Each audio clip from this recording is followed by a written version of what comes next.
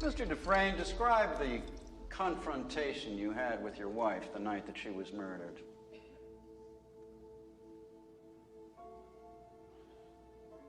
It was very bitter. She said she was glad I knew, that she hated all the sneaking around. And she said she wanted a divorce in Reno. What was your response? I told her I would not grant one.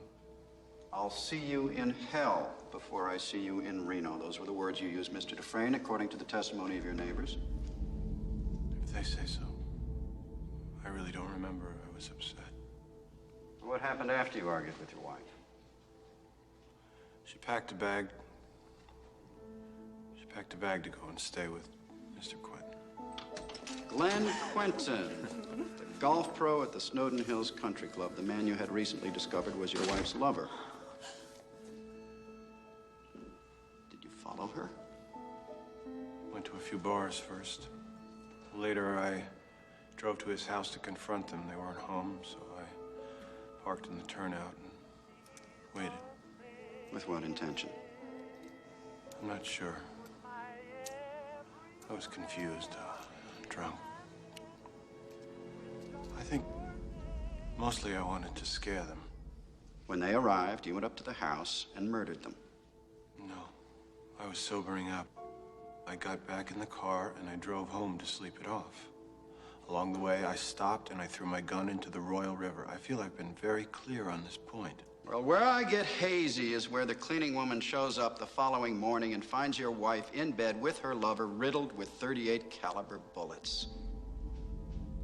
Now, does that strike you as a fantastic coincidence, Mr. Dufresne, or is it just me? Yes, it does. Yet you still maintain that you threw your gun into the river before the murders took place. That's very convenient. It's the truth. The police dragged that river for 3 days and nary a gun was found. So there could be no comparison made between your gun and the bullets taken from the blood-stained corpses of the victims.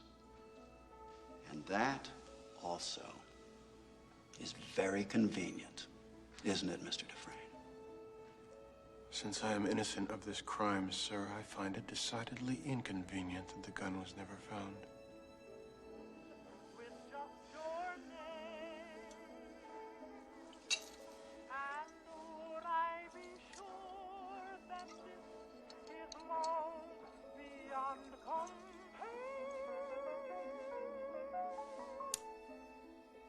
Ladies and gentlemen, you've heard all the evidence. You know all the facts. We have the accused at the scene of the crime. We have footprints, tire tracks. We have bullets strewn on the ground which bear his fingerprints.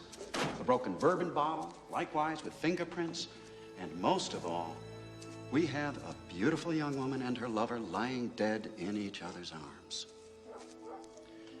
They had sinned. But was their crime so great as to merit a death sentence? Now, while you think about that, think about this. A revolver holds 6 bullets, not 8. I submit that this was not a hot-blooded crime of passion. That at least could be understood, if not condoned. No.